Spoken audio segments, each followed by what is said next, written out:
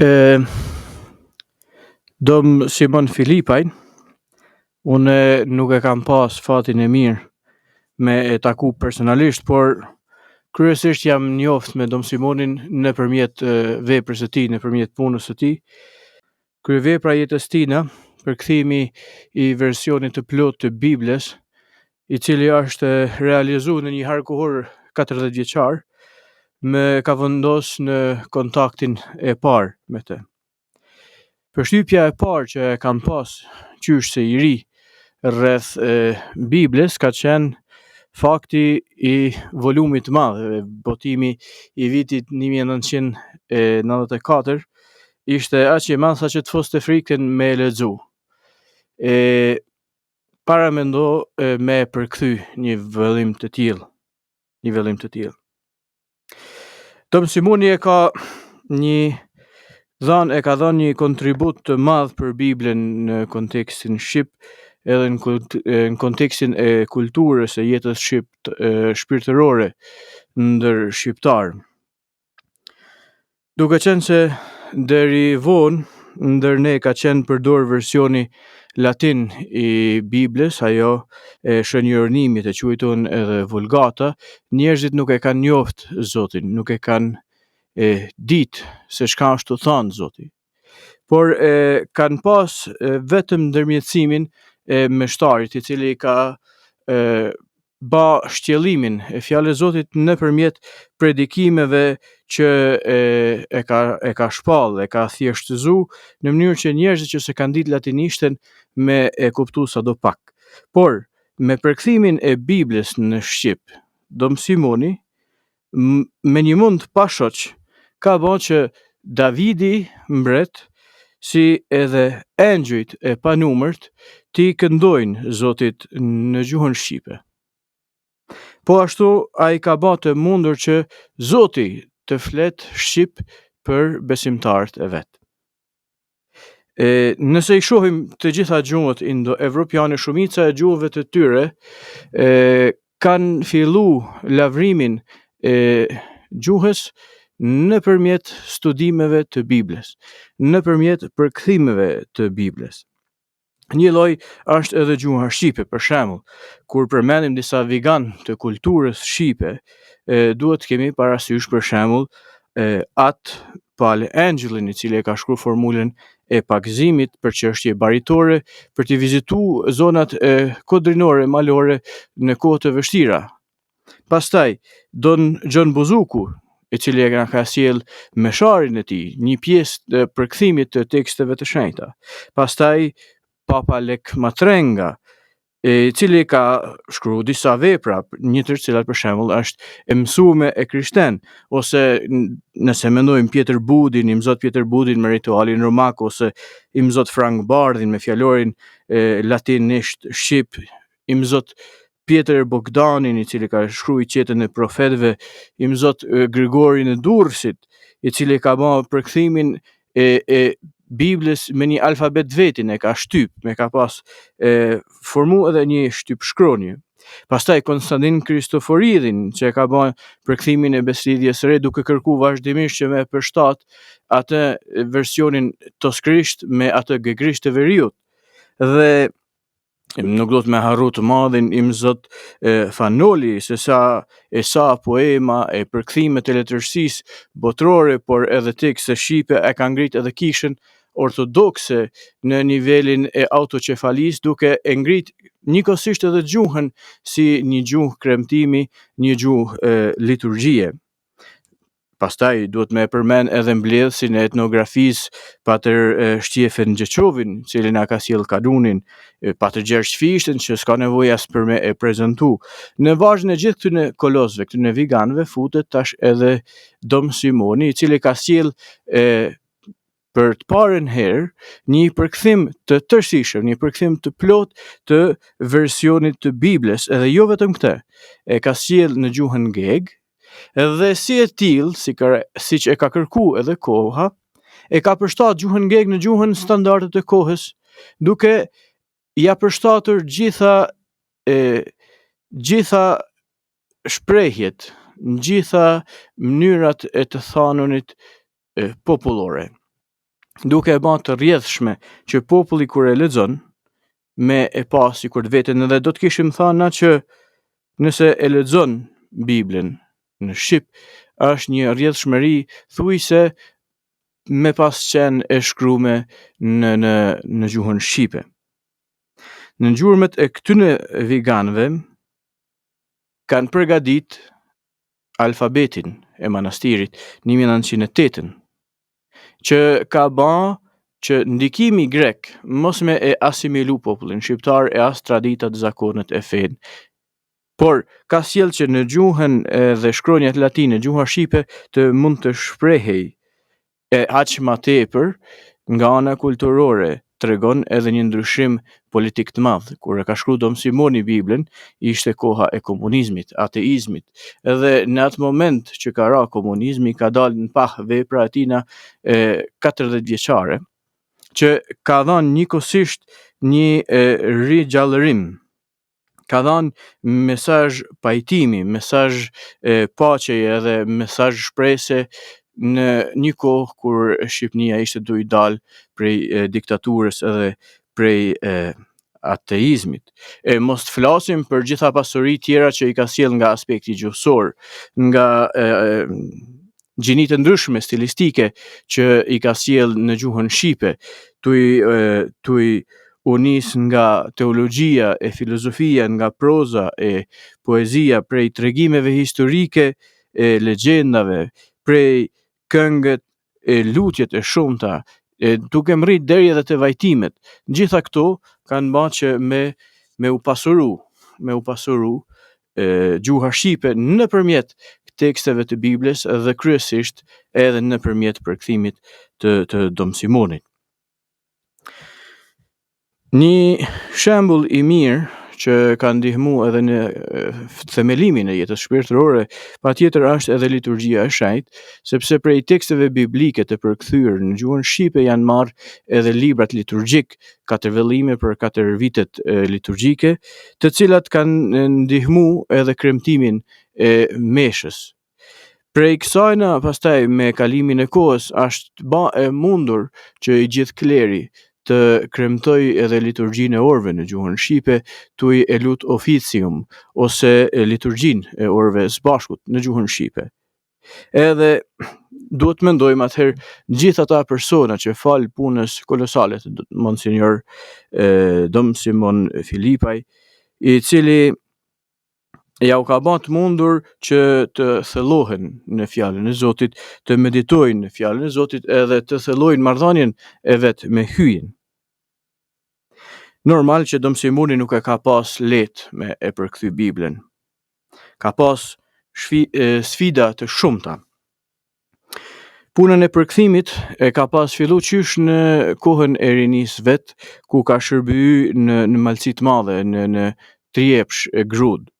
Edhe këtë punë e ka vazhdu pastaj gjatë gjithë jetës vet, deri kur ka përfundu pastaj punën e vet edhe jetën e vet në Shëngjergj, në bregun e Bunës, në kufi në Malin e Zi edhe në kufi me Shqipërinë. Në kohën e tij ai gjendej në mes dy zjarreve. Nga ana e malazeze ishte i vëzhguar nga shërbimet sekrete të shtetit. Nga ana tjetër ishte në përkujdesin, në shqyrqimin e vazhdueshëm të ideologjive komuniste, ateiste. Edhe ky ishte i ngjeshur mes këtyre dy palëve, edhe shkruan në hymjen e Dom Simonit, kur filloi me lexu përkthimin e Biblës, se thot, punova pa pritur shpërblim. Net e ditë e kaluara në karrige të fortë, me dhomë të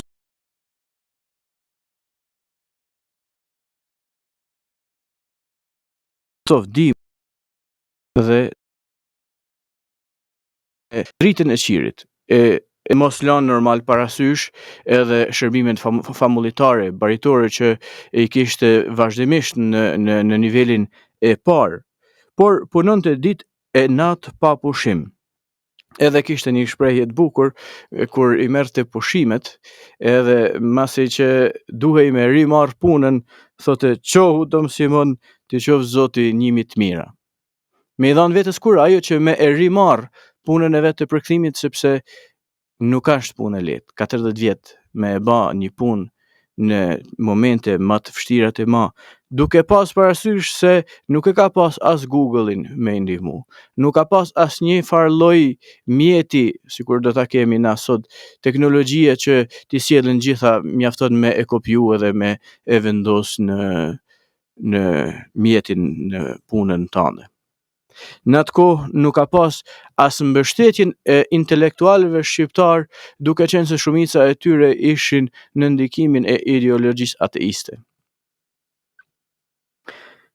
Përveç vështirësive lidhur me kushtet e jetesës, atëherë gjitha këto, edhe gjendja midis të dy zjarreve i vëzhguar, thoshte Dom Simoni, nëse më gjeni të vrarë në tryezën e punës, e dini kush e bëri. Gjithashtu, mungesa e burimeve e mbështetjes ishte një tjetër vështirësi marramense. Por atina i kanë ndihmu fakti se përveç gjuhën shqipe e ka njohur mirë latinishtën, e ka njohur greqishtën e vjetër, edhe italishtën.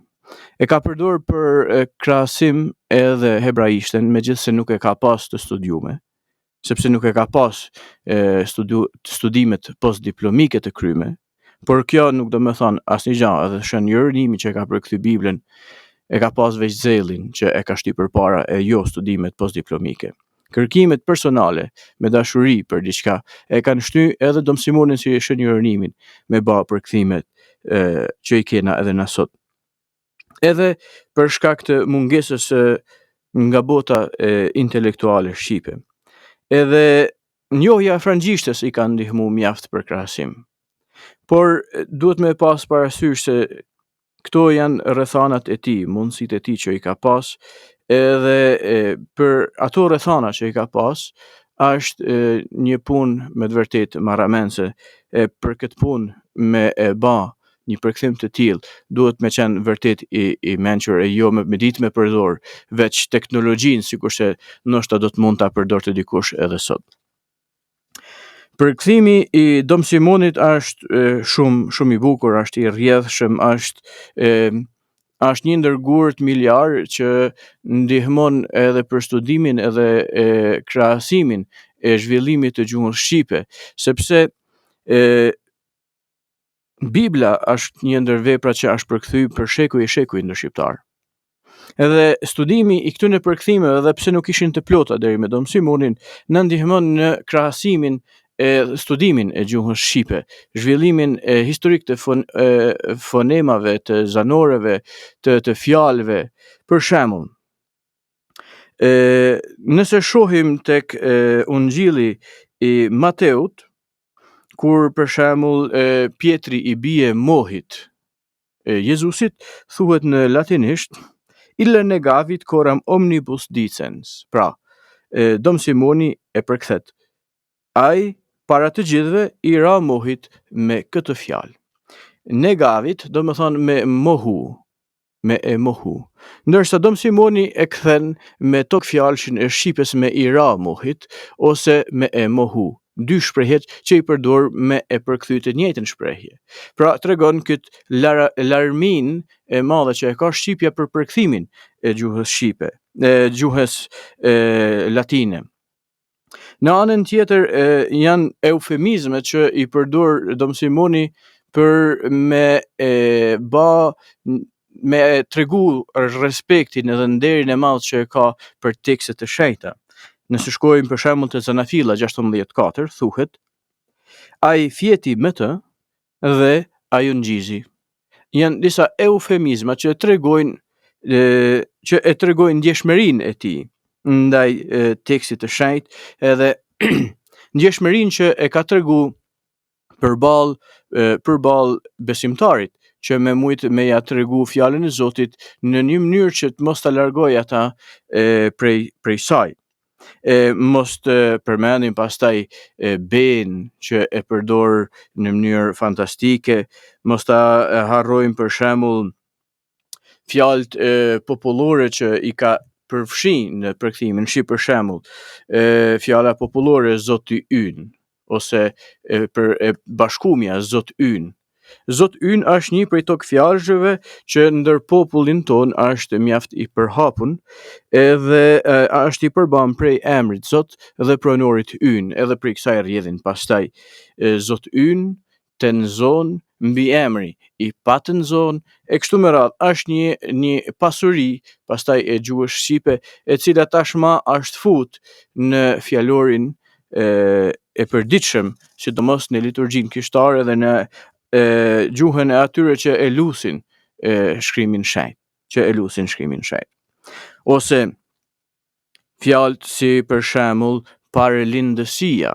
Paralindësia tregon faktin që dikush është i lindur i pari dhe atij i takon trashëgimia, ose sinonimia e jashtëzakonshme kur bëhet fjalë për vlerësimin e gruas. Për shembull, në fjalët e urta 31 rreshti 10 thuhet në hebraisht eshet Hail ma yimtsa. Thot një grua të fortë. Ku mundet me gjetë? Ndërsa Dom Simoni thot një grua burrnesh, ku mundet me gjetë? Nuk do me thonë që gruaja ka trajtat e burrit, por kjo fjala shqipe e përkthen fjalën latine virtus. E fjala latine virtus në raj e ka fjalën vir, që do me thonë burr, trim, virtyt. Kështu në shqip e kena fjalën virtyt, por e kena edhe burrëri. Për këtë arsye kur i thuhet një grua burrnesh, është e vlerësu vlerat që i ka në vete. Edhe nëse vazhdon pastaj me lexu fjalët e urta, ke me pa se aty përshkruhen gjitha vlerat e zojës shtëpisë, e cila di më u qas në mënyrë të urtë me gjitha gjanat që i nevojiten për një shtëpi. Ose për shembull kur i thot gruas nanës vet, Jezusi zojës Mari, moj burrnesh thot, a u pun për ne? Në greqisht është gyne, do me thonë grua. Por Dom Simoni e sjell këtë rrjedhshmëri gjuhën shqipe, moj burrnesh. Ose me ndryshu pak, thot për shembull kur e shohim Marin Magdalen, Krishtin gjallë, i thot moj fisnike, pse po qan? Pra edhe aty shkruan gyne, grua, pse qan? Por ky ka dëshirë që me e sjell gjithë pasurinë e fjalorit popullor shqip në gjuhën liturgjike, gjuhën e Zotit. Edhe me e bë veten atë çka e ka shkrimi i shenjtë, edhe me e bashku, me inkulturu, kishim me thana, fjalën e Zotit me e mishnu në popull. Edhe nëse e shohim për shembull një shprehje tipike shqiptare, kur thuhet nga zonat e veriut të Shqipënisë, thuhet për dikant që është i moqëm, me shumë mote, i moshuar, thuhet se ka shumë shëngjergja. Shëngjergji tregon se e ke kalu dimrin edhe e ke kryer një cikël kohor, e ke kryer një mot ose një mot. Edhe në Zanafilën 35 thot se Izaku vdiq i ngarkuar me shëngjergja. Pra, ai është i ngarkuar me vjet, do të kishim me thënë me ndjek përkthimin bukfal, fjalë për fjalë të tekstit, por e shihni se ky përdorimi i shprehjeve popullore e nxjerr, e bën më të përafërt tekstin e shkrimit shenjtë për besimtarin, për atë që e dëgjon. Çfarë mësimesh ne mundem me nxjerr prej përkthimit që ka bën Dom Simoni? Ju kujtohet më herët e kam citu hyrjen e Biblës, ku Dom Simoni tha punova pa pritur shpërblim. Netët e ditët e kaluara në karrige të fortë, në dhomë ftov dimri edhe të nxehtë verës. Por ky nuk është fundi i citatit. Citati vazhdon, thot, që këto ditë nuk kanë qenë të pakta. Nuk kërkoj tjetër përpos ta lexosh me atë dashuri me të cilën që përkthyer. Pra Dom Simoni neve na e jep këtë detyrën e lartë edhe angazhuese që me e lexu na shkrimin shejt me atë dashuri që e ka shty atë për 40 vjet me e bë një përkthim kaq cilësor. Mendoj mund t'i rreshtoj disa virtyte që i vyhen dikujt që përkthen tekstin. Duhet dashuria për Zotin s'pari edhe për punën që ke me e bë. Sikur mos ta kesh këtë, nuk ke me hec përpara. Duhet vendosshmëria me e zgjedh diçka. Edhe vazhdimësia e qëndrueshmëria, edhe pse ndoshta do të kalosh shumë mundime. Vujtje, e rreziqet pafundme. Duhet rigoroziteti e serioziteti me të cilën ju ashtë përvesh kësaj pune kolosale Dom Simoni në mënyrë që me e arrit një nivel të lartë të asaj çka kërkohet. Edhe këto duhet mi pas çdo njeri në çdo punë, pa marrë parasysh. Por aq ma tepër përkthyesi i teksteve të shejta. Ata që kanë dëshirë me e studiu ose me u thellu në letërsinë biblike ose teologjike shqipe, është mirë që me i pas këto cilësi ose me i kultivu nëse si ka. Kushdo që përkthen është masë e natyrshme që është sklavi i dy zotërive. Ai o do ta duaj njënin e do ta anashkaloj tjetrin, ose anasjelltas. Përkthyesi o do t'i qëndroj besnik tekstit cilën po e përkthen, që është zotëria i parë, ose do ta lej dëgjuesin anash në përkthimin e tij. Ose do ta baj anasjelltas, do ta vë dëgjuesin në pjesën e parë kryesore dhe tekstin në pjesën dytësore dhe papritmas atëherë ne jemi të shtyrë që me bë zgjidhjen e mesit. Duhet jemi të vetëdijshëm me kërku një vijë e cila na ban që me i përputh aq sa të jetë mundur këto dy zotëri që me u afru sa ma shumë njani me tjetrin. Sepse nëse unë e përshtas një tekst për popullin, atëherë i largohem burimit të tekstit. Por nëse i rri besnik burimit të tekstit, ka më ndal një monstrum që ndoshta s'mund të jetë i kuptueshëm për atë që është duke e dëgju. Prandaj, Dom Simoni për shembull e ka përgadit Biblën në gjuhën standarde, e ka vendos shumë shprehje popullore, e ka bë të rrjedhshme gjuhën shqipe në Bibël, saqë me ta thanë mendja se është e shkruar në shqip. Në një përkthim tashmë me traditë 30 vjeçare, sikurse është përkthimi i Dom Simonit, ka vendos rraj në popull. Ka kriju shprehje, ka kriju letërsi, ka kriju lutje, ka kriju një mënyrë jetese që nëse preket thellësisht, ban ma shumë dëm se sa mirë. Mëse normale se jo gjitha zonat shqipfolse do ta kuptojnë krejtësisht tekstin, sepse sidoqoftë teksti u përkthy nga një verior në veri të Shqipërisë. Por edhe ekstremi tjetër i një përkthimi bukfal, fjalë për fjalë, ku për me e kuptu duhet me pas edhe fjalorin e gjuhës shqipe krah për krah me tekstin burimor të përkthyem, nuk më duket e arsyeshme. Pra, ne duhej të formojmë një komision për të vendosur terminologjinë biblike të përbashkët në shqip, që të mos anashkalohet as tradita, por të zgjidhen këto problemet e terminologjive, jo duke futur neologjizma të huaj sikurse bëhet sot e kësaj dite. Kisha me thënë që as Zoti nuk i merr vesh.